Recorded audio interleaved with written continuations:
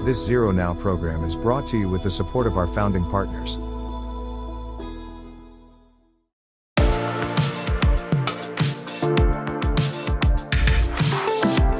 Let me introduce our special guest panelists today. First, and Chris, if you wouldn't mind just introducing yourself and providing your background. Chris Furlong, please, Chris. Thanks, Ara. Good afternoon, everyone. My name is Christopher Furlong. I'm the Director of Security and Safety for the Cranbrook Educational Community in Bloomfield Hills, Michigan, about 20 miles north of Detroit. I come to Cranbrook 4 years ago after a career in law enforcement for 15 years. And I'm just, like Ara said, part of the NCSSD, great platform like ZeroNow, looking to bring communities together where we're trying to solve similar problems. So I'm very fortunate to be here today and looking forward to it. Awesome. And looking forward to diving more into Cranbrook and your experiences, Christopher. Jillian Herring, please, if you wouldn't mind introducing yourself and your connection to the topic of securing private and charter schools. Absolutely. Hello, everybody. Jillian Herring. I'm currently a senior advisor, subject matter expert with Public Consulting Group. But prior to that, I retired after 24 years with Broward County Public Schools, where I served in many capacities from a classroom special education teacher. I've always been a behavioral specialist. So all of my work was really focused on students' behavior intervention, FBA BIPs, behavioral threat assessments.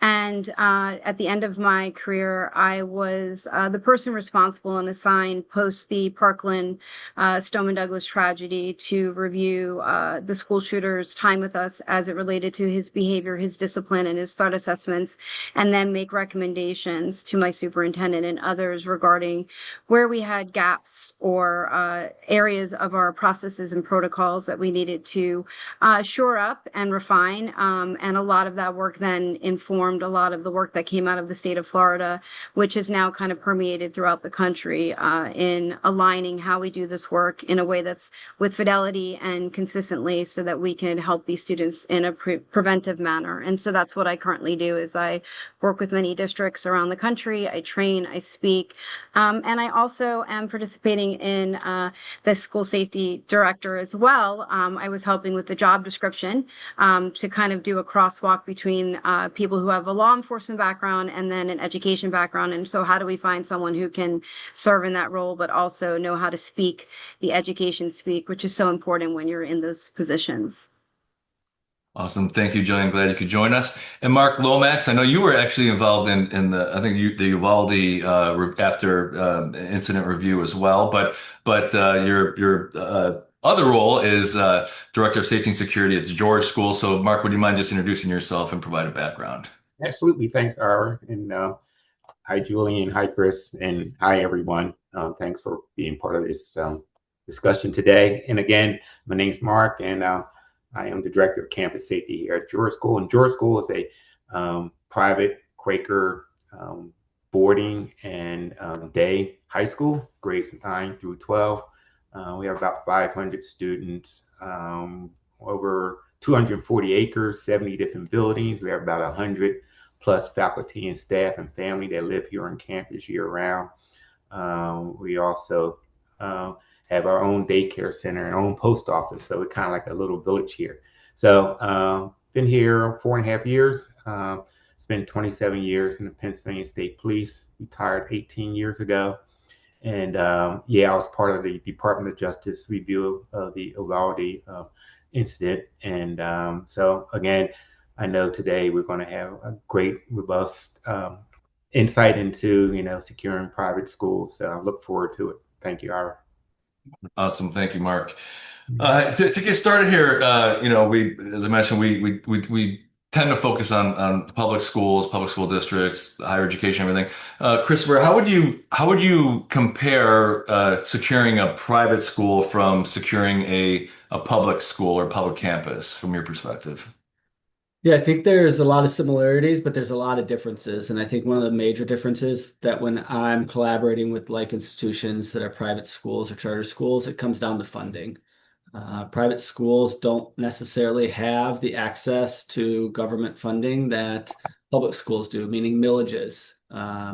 There's always a misconception that private schools have vast amounts of money at their disposal and can spend. But I think in Mark's case, in my case, we're operating very large campuses. We have 130 structures across 332 acres, operating a K through 12 day and boarding school with dormitories, museums, Institute of Science, and MFA programs at the higher ed level. When you factor all of that in, the only 1,800 paying tuition students, money is not always easy to come by. So even when we look into grants as private schools, some private schools, especially our smaller private schools, they don't have the administrative capacity or support or the personnel to apply for the grant. And then if awarded the grant, actually stay on top of the grant reporting capabilities. So to me, it comes down to funding. While our public schools down the road can pass a millage one night and the next day have $500 million to spend on initiatives, private schools are heavily reliant on donor funding, everything above that line item budget that we all see every year. So. And Christopher, are you the first person to fill this role as safety and security director for the campus, or is that a prior role? I had one predecessor before me at this level. I think we have moved into building an enterprise security strategy here at Cranbrook beyond just this typical school security, patrolling the roads and patrolling the buildings. We're looking at it at a layered approach. What are we doing in behavioral threat assessment management? What are we doing in prevention, mitigation, and response? We try to equitably distribute our resources here at Cranbrook across those three platforms of mitigating, preparedness, and response. And that's something that Jillian mentioned in the opening comments about prevention and behavior threat assessments and getting ahead of them. That's really ultimately like the very first. We talk about a layered approach to safety and security. The cultural layer is really that first layer, and that's something that you cannot purchase. That's something that is part of everyday life, and you have a culture where students feel the community feels safe to share concerns about others, and we'll dive a little bit deeper into that in a second. But before we do, Mark, what from your perspective, talk about George School and how your campus differs from your traditional public K through 12 school. Yeah, everything that Chris just said, I double down on that. Yeah, I agree. When it comes to funding and a large campus and all the different variables that go into it, that differentiates, from a public school. But one of the things that and many people here in the audience can attest to is the culture. Here at George School, it's like 130 years old, and it's deep into the Quaker culture, and so there's that challenge of creating a safe, secure environment, but then being very respectful and understanding of the culture that you're operating within. So in a typical public school, high school, it's usually one or two buildings, and, you have your school board and whatever. And it's kind of easier, I think, to create a more secure environment. But when you have an open campus, that's what the community wants. You have generations of students and parents. You have parents that met here 50 years ago that went off and came back and taught here, and then their kids were born here, and the kids go off and they come back. So you have a generation of people that create this culture here at George School, and probably, again, many others that are out there, their schools too. So again, not to repeat what Chris stated, I think, culture is a big challenge when it comes to securing private and religious schools.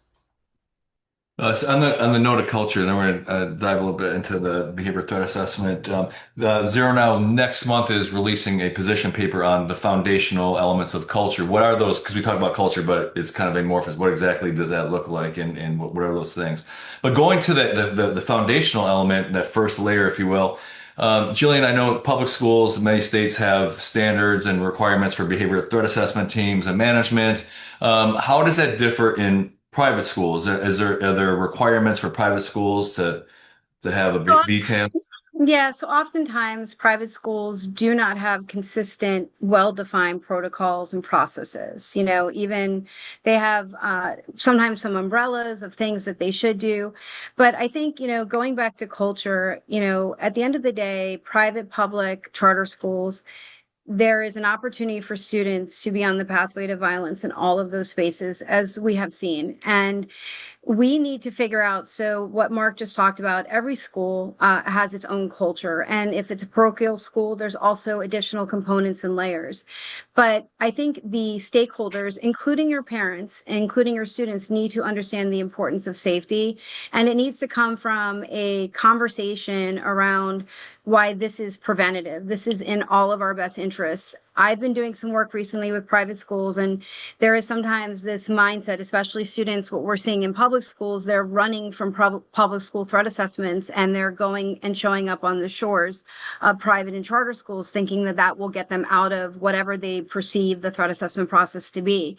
And so these private schools are now inheriting these children that are at the highest point of their escalation for that incident, with really no understanding of how to even start. So I think it's important that we really start to have conversations around that. It's okay to be in a moment of crisis. It's okay to offer interventions and prevention. And we need to shift the narrative in the culture that threat assessment is not a black mark. If you're doing threat assessments or you're doing school hardening, these are all things that make your school safer. Just because a campus is open, it's not any less inviting than a campus that's secure, as long as the people within it are happy and feel welcoming. And I think that's the big thing that I see in private schools is their desire to maintain what their constituents want, which is this open, friendly environment. We're different from the public school. We don't have all of those structures, but then you become very vulnerable. And I know school hardening is very different, but if you have a strong BTAM program, it does, to me, fill into your school hardening, because the same way you do lockdown drills, you do evacuation drills, we should be doing threat assessment drills in our private schools. We should be forcing our teams to think through the process, because Chris could bring someone in and do an incredible training in September, and they don't have to think about it till May. And until you build up that muscle memory, like we do with fire drills and other things like that. So we need to stop having BTAM be in the closet, and we need to bring it out in all of our school environments, like we do with any of our other processes and programming, and make it a part of the infrastructure that these are all good things to do to help children feel safe, whether it's against themselves or others. No, I couldn't agree more. Christopher, would you mind just talking about Cranbrook, like what sort of processes, protocols you have for BTAM, or how you address a student that might be at risk of harming themselves or harming others? Yeah, so it's about interventions and support. It's not punitive. It's about, I think that is the biggest misconception in communities, is that BTAM means that they did something wrong. No, BTAM means that somebody in the community believed in that security culture. They saw something, they heard something, they saw it on social media, and they came forward, felt confident enough in the community to come forward and say, I think this is of concern. And we pull our multidisciplinary trained teams together with the goal of understanding that we all are going to analyze that information differently, and we're going to have different opinions. That is what makes BTAM so important, is because we're not coming to the room with people that are like-minded.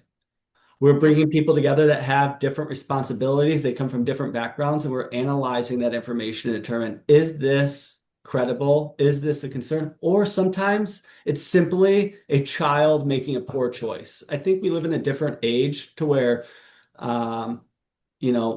before cell phones, when we were growing up, or before social media, you just said stuff.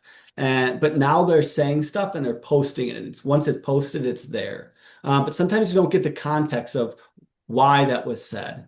And sometimes you find out that the process at the end identified that the student actually needed some support, whether that was because of bullying, whether that was because of self-harm. I think we talked earlier about, sometimes with BTAM, we think about that word threat. It's such a polarizing word, to where does the student have the gun in their backpack right now? Are they planning an attack right now? That's just one small portion of the pathway of violence. We are trying to look at the full pathway. This might be somebody early on, and this might be some little bit of leakage to where they're throwing a comment out there or they're acting in a way to see, am I being noticed?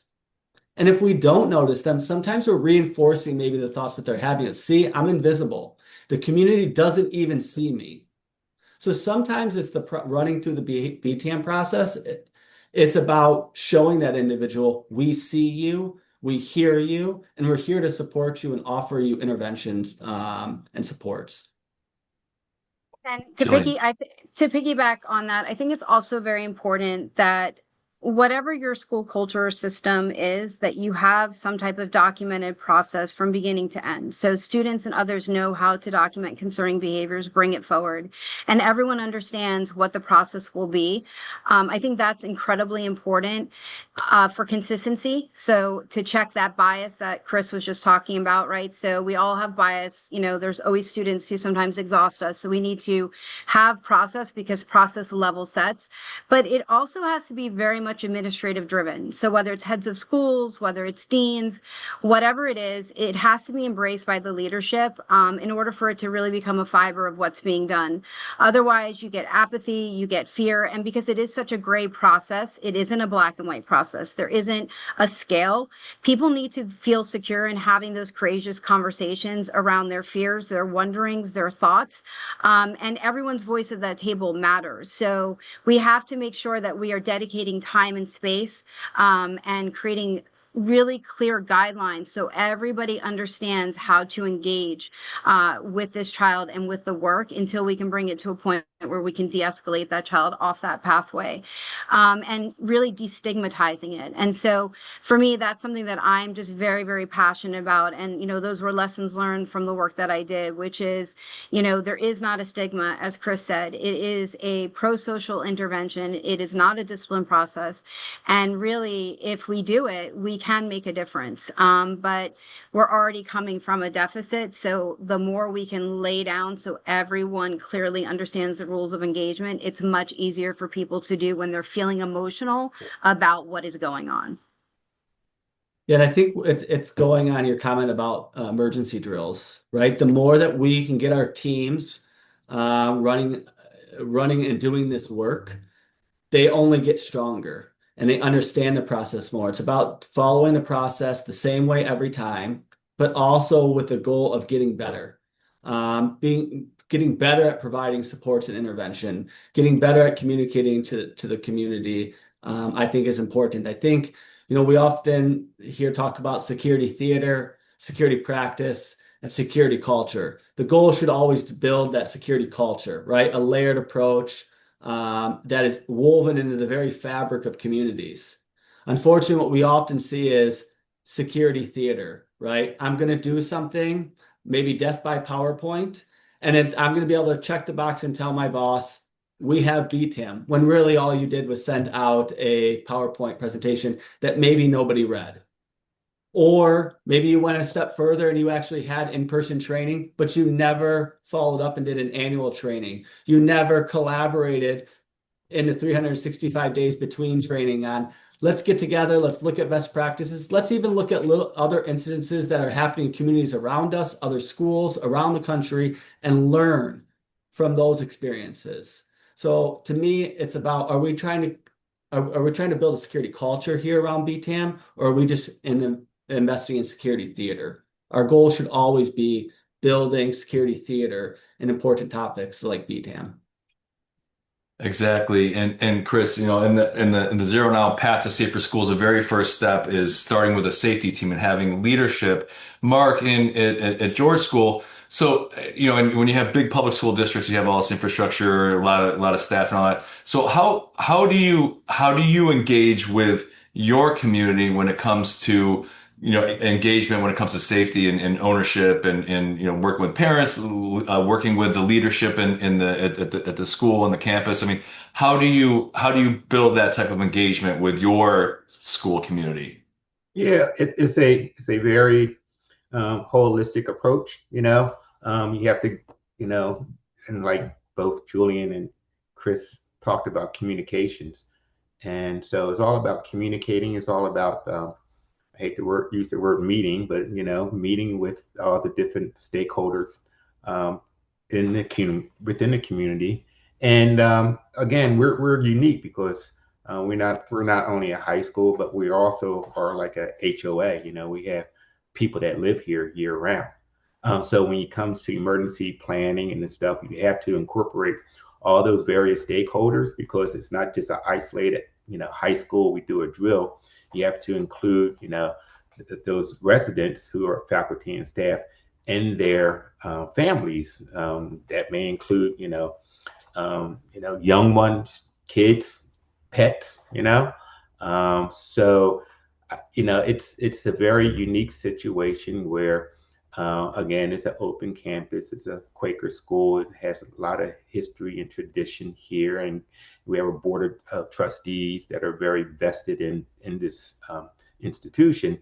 But then again, you have to include all the different various stakeholders, because once you come up with an emergency operations plan or some type of process or procedure and you leave out a stakeholder, you'll hear about it. And so you have to be really mindful of who are the various stakeholders within the community and ensure to include them in those conversations, in those decision makings, in those, processes.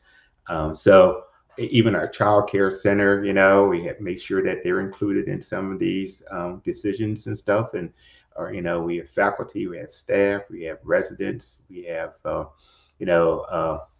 parents and guardians that are not, within the neighborhood. They are 31 different countries, or, over 30 or 40 different states throughout the country. So we have, parents and guardians that are in China and India and Germany and Bermuda. And so you need to incorporate that into your planning. So again, even when I do something like a emergency notification, I have to be mindful that when I send something out, well, if it's getting to all the parents, you have a parent that's in China that's getting this emergency notification. And so what I tend to do is to ensure that we inform, educate, and train when we do exercises, that everyone knows what's coming down the pipe and they're fully aware of it, because I don't want anyone to have surprises the other side of the world. So those are kind of the challenges that in a boarding school like what we have here, that is kind of different than a public school. Yeah. So. And so Mark, as far as like the hardening of your school, I mean, how tight is access? Do you have like access control in every single building? Are all the doors locked at all times? Given your unique environment, what does that infrastructure look like? Yeah, and so when I first got here, a lot of the buildings had the hardware for access control, but they were open from like 7 a.m. to whenever. And so we had to go through a transitional process of education and training, and again, the culture that we needed to start closing these doors throughout the day. And in doing so, half the students, because they were boarders, had access cards and IDs because they needed to get into their dorms. The day students didn't have them. So then and a lot of the faculty didn't have them. So we had to go through this transition to ensure that everyone on campus, student, faculty, and staff, had an ID card. And then we started, securing the various access doors. So right now, we're pretty much shut down on 24/7. You need an access card to get into any building, pretty much. So we've come a long ways. And again, starting this conversation, how do you transition from an open institution like what we had to something that's more secure, but it's not visible? They don't want gates and everything. So we have to go with certain things like CCTVs and access control. So that was our challenge, and we're still getting through that. And one of the things I know Chris talked about is funding. we were fortunate that we were able to, in Pennsylvania, it's the Pennsylvania Commission on Crime and Delinquency. So we were able to get 2 grants over the last 4 years that help purchase some of these new upgrades. And because we are a religious nonprofit, we were able to, get into that lane of grant funding. So.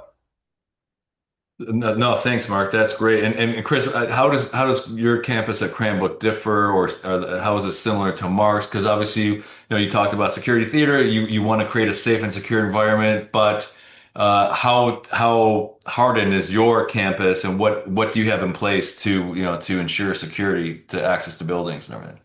Yeah, we're very similar to Mark, and we are K through 12, but our what we call upper school or high school has a boarding program, and our students traverse between 2 upper school campuses within our larger campus by bike, foot, and bus. And we leverage extensive access control across all of our buildings. Our students require card access to get in and out of buildings, but it takes it to a whole nother level when you don't have a single standalone school building where our students are moving about on a campus.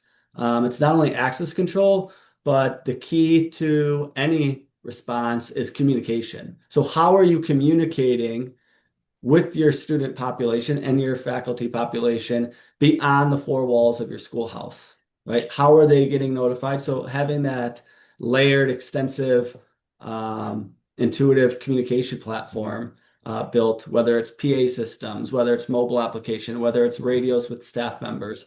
How is our community getting notified of an incident so that they can take the appropriate response that they're trained is important. But I think to Mark's point also, when you have a boarding school like he and I both do, there's a different level of training that you have to provide those students. Because even in the overnight hours, although there's always adult supervision assigned and present, it's not at a degree like you would see in a classroom during the academic day. So we have to make sure that our students, especially in boarding populations, whether it's K through 12 or higher ed, that they are very knowledgeable in our response protocols, and not only knowledgeable, but understanding and competent. So that at 3 in the morning, when they get communicated to that there is a situation, whether it's severe weather or a threat, that they know what response to do and what that response looks like and how to do it and execute it in a confident manner. So it's a little bit different in our boarding open campuses that Mark and I are overseeing. Now, both of you mentioned, and Joe, I'll jump right over to you in a minute here. You both mentioned communication, emergency communications, and everything. And I do know, from experience, the higher education environment, campus is very different than K through 12 in the public school sense when it comes to emergency communication, because you've got a disparate group of people on campus, off campus. When you have an emergency, Christopher, are you communicating? Do all of your students receive alerts on their phones? Do parents receive notifications? Or do you limit it to faculty and staff? No, so again, that whole community approach, right? Woven into the very fabric, everybody's included. So whether it's staff, employees, parents, students, we're also looking at how do we leverage our visitors, right? So when we have visitors that are on campus, whether they're going to our museums or they're walking our campus, how are they getting notified? We have responsibility for them as well. We have responsibility for our parents or our college counselors that are visiting our campus. We need to be making sure we're communicating to all individuals on our campus robustly. PA systems, mass notification system, radios, right? Even looking at digital screen boards, computer screens. How are we communicating so that we're not only providing timely communication, but our community is going in, practicing a timely response to that communication. Jillian, I think you want to jump in earlier. Just a couple things. One, my own children went to a charter school, so it was a little bit different. And, and I've been to a few other private schools over the past couple years and have noticed this. And so I think it's important that there's consistency. Mark and Chris have a very different setup because they have people boarding there, living there. But a lot of schools, they don't, right? It is a traditional, 8 to 5. And what I've seen is, just like with public schools, there's opportunity where you can have all of the hardening and all of these processes in place. But if there's a football game or a nighttime activity or a parent event or a conference on the campus, I have literally seen where it doesn't, I've been to a place where they were wanding people in for a football game. And then from the stands, I watched several students go in and out of the building unstructured, walk over by fence lines. And so my thing is that you have to, whatever you're doing during the school hours has to be consistent during all school activities. Obviously, Mark and Chris have a different environment, but there are a lot of schools like charter schools and private schools that are not residential. And I have, that is a problem for all schools, public schools too, where we get lax in the evening hours. But we have historically seen where people have brought weapons in those off hours, hidden them on campus, and then later retrieve them. And so I think it's always important that, again, whatever your process protocols are, that they're consistent anytime that school is open for business, whether it is for, community engagement or in school curriculum time. So I just wanted to share that, as well as, there is an advantage that private and charter schools have, and that is that they can really engage their community in a much more meaningful way with some tangible expectations. Public school, we don't have a lot of the ability to really require a certain level of involvement from our parents in our community. We can only hope. Whereas in a lot of the private schools that I've worked with, and the charter school where my child went, there was a certain amount of expectation as parents and guardians that we contributed in volunteer and other ways as a part of the school community. And so that is actually an advantage that could work to the betterment when you talk about sharing communications and protocols and getting buy-in. So, while sometimes private schools are limited because, everything is more dependent upon individuals, they have, definitely bigger funding issues. There's also kind of an advantage because you can really curate your own program, and you don't have to run through all the bureaucracy sometimes that large public schools do to enforce whatever the decisions are, and to get people to then buy in to really, because honestly, think about it, kids, other than Chris and Mark where they live there, for the most part, we see them 20% of their life. The other 80 is what's happening in the community at home. And so the more we can pull those people in, and I see private schools and charter schools having that advantage because they can have a more deeper engagement with those people on a regular basis as a part of the programming. No doubt, Jillian, no doubt. I just want to remind folks we're over halfway through already. If you wouldn't mind, if you have a question for Jillian, Mark, or Christopher, press the Q&A button on the bottom of your screen there. We'll start taking those questions in just a couple minutes. And we also have a lot of questions that came in from registrations. Mark, Jillian and Christopher both mentioned budget and funding and everything. So how do you prioritize your security infrastructure technology investments when you have limited funding? How do you determine what to invest in and how to phase all that in? Well, it's a layered approach, I think. So I look at it like I have $0. I try to start off every day like we have nothing. So how do we secure our community? And I have nothing. And the easiest thing is communications, is to, ensure that the community, from staff, students, faculty, even like Chris mentioned, visitors or whatever, understand what we do have in place, understand what to do in case of emergency, like Julian stated. So I try to look at it from that perspective. And, if we're allowed, financing, whether it's through a grant or our annual budget, the first thing is always securing the buildings to ensure that there's limited access to the buildings. And again, most of our buildings, if not most of the other private school buildings, are older buildings. Some of our buildings go back to the early 1900s. And so how do you limit access to that? And then, sequentially, it'll be more like, visual. What can we see to prevent if we could see something? So the next step would be CCTVs, videos, cameras, to be able to not monitor, but be able to see things. So again, I try to start each day that we have nothing, and how can we create a safe environment. And the other part of this equation, which is very, very important, is the local, state, and federal agencies.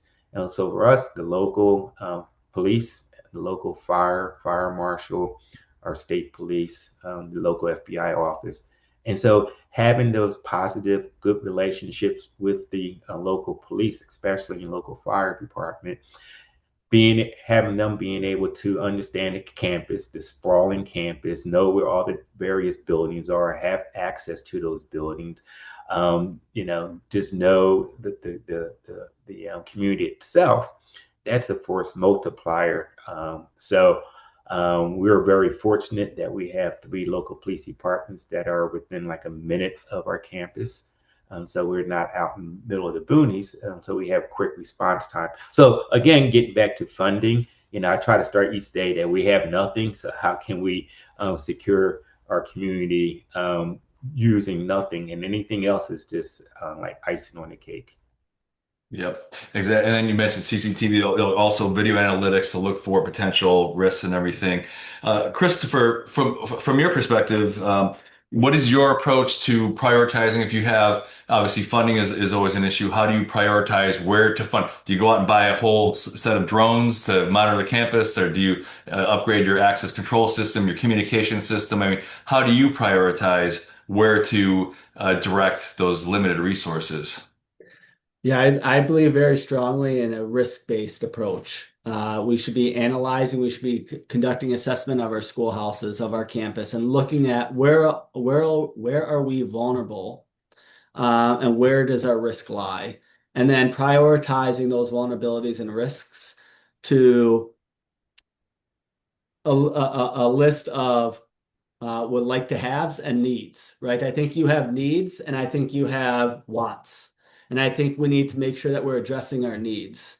And we do that by risk-based decisions. When are we meaningfully reducing risk by deploying this product, this service, or this hardware? And I think you do that both internally. There's a lot of great resources at local government, state governments, and counties, as well as federal partners that can guide you through doing risk assessments at your schoolhouse. But then also there's free services out there in all levels of government where they'll come out there and help you do that with you and teach you how to do that, and then help you build that list. And then that carries into when you go to leadership, right? There's always competing interests at any institution, whether it's education or in corporate America. Everybody is wanting more slices or larger slices of the pie. Right? When you come to the table with risk-based decisions or ability to manifest why this is a need and why this is a vulnerability and why I'm advocating, it's easier for them, in my opinion, for leadership and people that control the money to loosen the purse strings and give you a larger piece of the pie because you're coming with data-driven decisions. And I think it's also important to note that there's a time and place to have external eyes take a look at right? We all live in the same environment. We're all going to the same schoolhouse. Sometimes we see things that we want to see and we don't see things that we don't want to see. So sometimes on a semi-regular basis, whether that's 3, maybe 5 years, having an external partner come in and with fresh set of eyes help you with that assessment or conduct an independent assessment to make sure that what you're seeing aligns with what they are seeing. But I think it truly comes down to making those risk-based decisions, always trying, when we're spending dollars, we're trying to mitigate risk. Again, it's back to that security theater, right? We don't want to just spend money because somebody called us and told us about the next latest and greatest thing. I often look at things, I want to know who else is using this product, who else is utilizing this top technology, and then I want to go independently speak with them and verify what success they're seeing. And, I'll just end with what we do here in Oakland County, where we reside in, is we meet monthly with 27 private schools.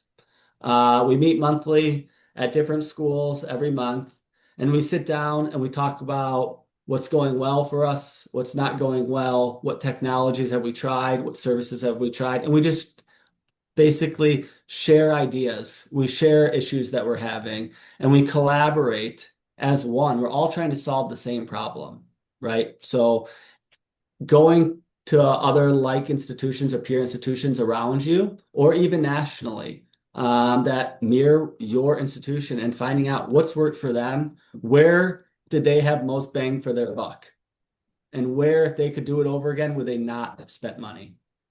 I think it's important. Good point. Mark. I agree exactly what Chris just stated about risk assessments and getting that done. In the last 5 years, we had about 5 or 6 assessments done. And I know here in Pennsylvania, the Pennsylvania State Police provides free assessments for certain institutions. And so we had that done. Also, we had 4 other ones done. And couple fold. Number one, it provides you, again, how to categorize, where your technology or what's missing in your EOP.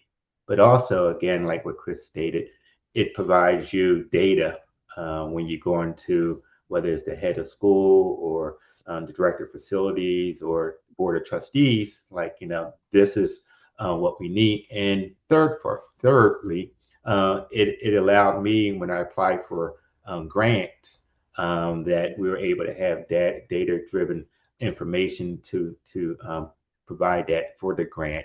And then lastly, Chris talked about, whether it's formally or informally, to communicate with light types institutions. I do that here in Pennsylvania, New Jersey, Delaware area, like-minded schools or similar schools. And we were emailing, hey, have you tried this technology? Yeah, or what's a good vendor or whatever. So again, that type of communication is positive too. Thank you. Yeah, Mark, and you mentioned something that important.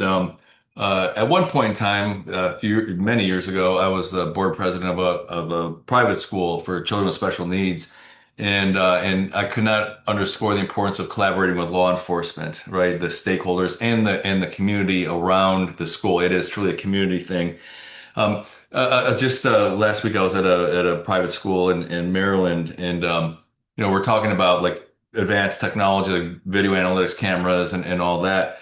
And then went inside the school and noticed that the doors only lock from the outside. You cannot lock the doors from the inside, and all the doors have, big windows so you can see inside. And when we're talking about doing a risk assessment, vulnerability assessment, that was obviously a very glaring vulnerability right there, not being able to lock the door from the inside. And, ZeroNow published a number of foundational papers. One of them was foundational school physical security. One of those is doors that lock right from the inside, and having a communication system, be able to communicate before anything else, before you buy, fancy cameras and drones and everything else. Make sure you have those foundational things in place before anything else happens. But Christopher, your point, and I've been, a number of local private schools have reached out to me, to ask for some guidance on the technology side of things. But before you invest in anything, you really should look at your vulnerabilities, right? What type of campus are you? What does the flow look like? Do you have doors that lock? Do you have the teacher that I was working with? It just, the light bulb went off. Like, oh my goodness, like this is a real vulnerability. But it's looking at, once again, going through that, building that culture of safety and security. You start seeing the world through a different lens. Not that you want it to be a dystopian world, but you want to make sure that you are preventing things, and the students don't even know that it's there. Like there are things that are in place that are there to secure the school, but it's not visible. It's not adding to the anxiety. Like I mentioned in my opening comments, their goal here is to make generational change to secure schools. But doing those things and looking at the world through that lens is critical. Chris. Yeah, I think that is our job as a security professional or administrator, right? We all report to somebody. And again, there's multiple competing interests. It's not their job to be experts in this field. It's not their job to be an expert in BTAM. It's not their job to be an expert in physical security. That is our job. And that it is our job to identify those vulnerabilities, to collect that data, and then go make informed recommendations to the higher ups, whether that is a board or that is a COO or that's a director of schools or a superintendent. And in my opinion, there's nothing more important than that, because that lends credibility, right? Making informed decisions based off of data and risk is the sound plan, because you only get one chance, right? If you make a recommendation because somebody called you and gave you a really good sales pitch that this new shiny thing is the next latest and greatest thing, and you want to be the model, and it does not land, how is the community going to receive you next? When you come for that next ask, for that next $1 million or $100,000 or even $10,000, your last one didn't land, you lose that credibility. It makes it difficult for you to be successful at your job. So again, I think we can't lose sight of what our role is. Our role is to be the professional, to be the expert in security and make informed recommendations to the higher ups that control the funding.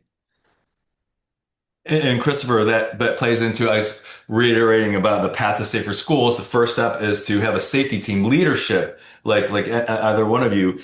Second step is assess your vulnerabilities, because the third step is funding your school safety security programs to address those vulnerabilities. So I guarantee you, if the school leadership had an assessment like the school I was talking about last week and went to the community and said, hey, listen, we need to raise $50,000 to upgrade our door locks to be able to lock from the inside, or however much it is, I don't even know, because we did an assessment. This is a major vulnerability here. You're darn sure that the community is going to step up and fund that, whether it comes from within the budget or supplemental funding, whatever it needs. But if you're clear, but if you say, hey, yeah, we need to upgrade our school security infrastructure, we need more money. If it's very targeted and we're addressing this, our first stage is to upgrade the door locks. Our second stage is to increase our communication infrastructure. That will get support because you have a clear use for those funds. Chris, please. And then just the ability to then, after the fact, go and show the difference, the impact, the positive impact that it had, right? BTAM, and I think Jillian would be more qualified to speak on it than me, but even BTAM, right? Instead of just directing that online post to a disciplinary process that focuses on disciplining and suspending that student versus actually analyzing what was the context of that social media post? Why did that social media post, why was it created, right?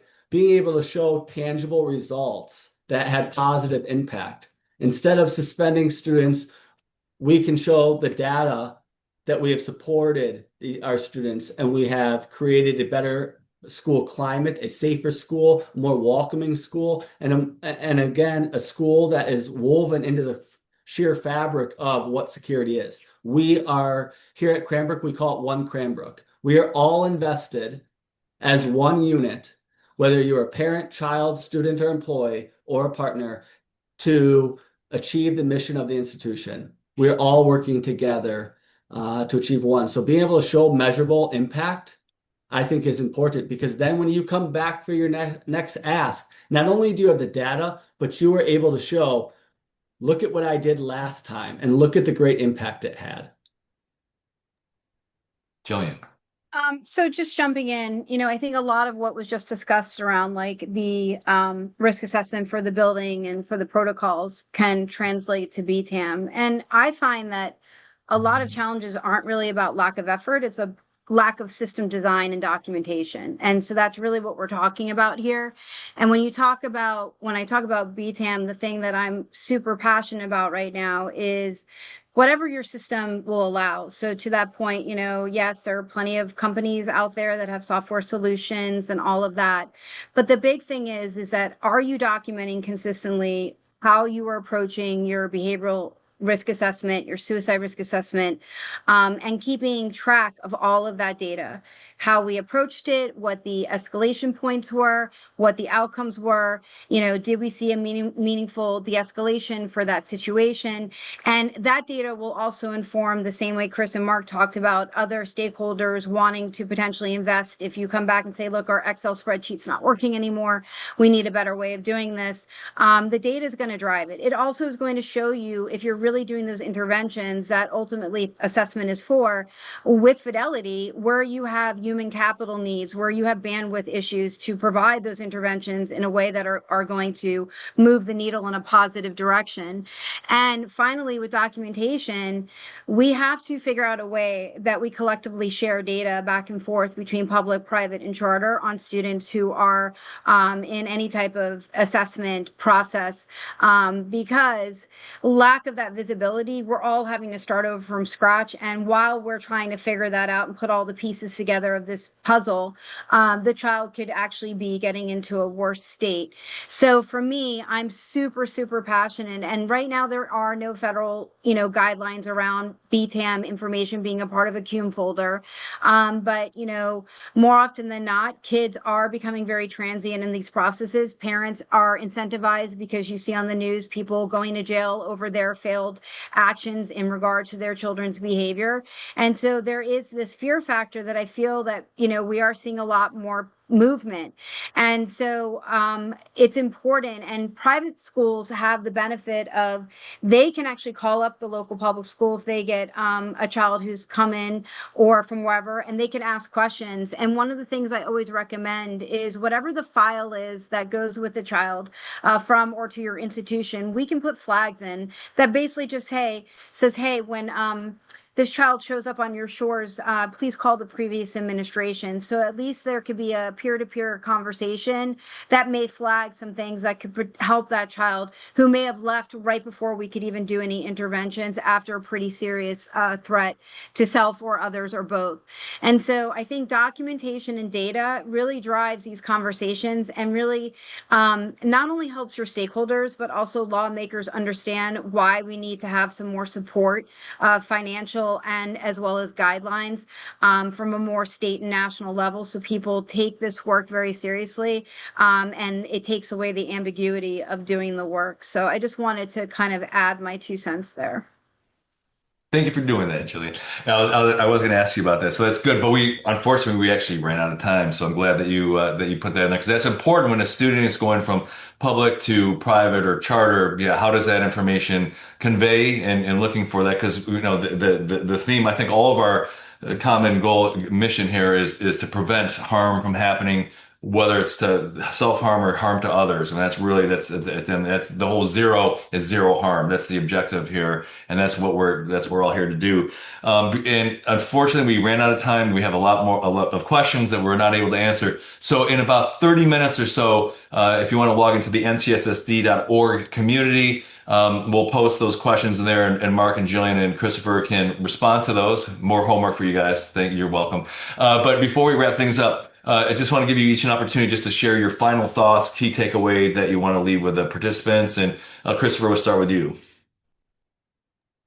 Yeah, I would just overemphasize the importance and the value of collaboration. If you aren't already doing it, look up some of your peer institutions. Even if from an admission standpoint, they are a competitor, look up who is responsible for security and safety at those institutions around you, and just set up a meeting and start talking, get around a table. You would be surprised at how everybody is trying to solve the same problems, and we're all at different stages. And that collaboration, it creates a team. And a lot of my great success, I think, is attributed to the people around me that I've been fortunate enough to be able to collaborate with, that have shared their successes, their failures, and their ideas with me. So to me, my biggest advice to all of you is, if you're not collaborating with peer institutions around you nationally within your state, put that to the top of your list on your whiteboard and start doing that tomorrow. Great advice, Christopher. Absolutely. Jillian, final thoughts before we wrap it up. There's no perfect schools, but what we can do is just build systems that are strong, that have clear defined processes and programs. We communicate, as Chris said, we share ideas, and we recognize that we are all in this together, regardless of whether we're public, private, or charter. And the best thing that we could do is reduce ambiguity and have clarity in how we do the work and make sure everyone is informed so they know how to approach the work. Absolutely. Great thoughts, Jillian. And Mr. Lomax, please. Final Yes. thoughts. First of all, thank you, Julian. Thank you, Chris. I learned a lot from you guys, and thanks all the participants out there. But I think the final note is, what is the business that we're in, and what is our our mission? And I believe it's educating children, and so we can't lose that sight of what we're doing is we're in the business of educating children. Our secondary business is making sure they're in a safe environment to get that education. So on that note, thank you, Ira, for putting this all together, and hopefully we'll get some good questions at the end. Thank you. We'll get those questions posted, and the recording this will be available a week from today. Just a reminder, our next conversation is about securing, it's already summertime, can you believe it? Securing summer schools and programs. That's on Tuesday, June 23rd at 2 p.m. Same place. You can go to ZeroNow.org to register, or you can register through the NCSSD community. We hope to see you there. Thank you so much, Mark, Jillian, and Christopher. Excellent conversation. I've learned a lot today as well, so I certainly appreciate everything that you've done and all the work that you're doing to keep students safe. And we'll see you all hopefully in the NCSSD community, and we'll continue this conversation there. Thanks, everybody. Take care.